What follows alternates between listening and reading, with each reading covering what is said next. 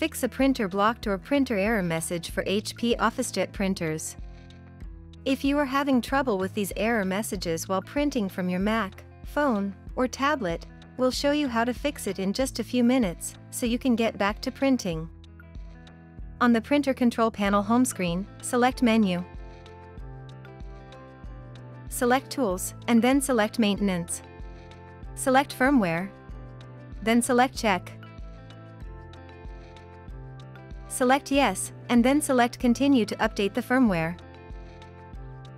When the update completes, select OK. You can now print again.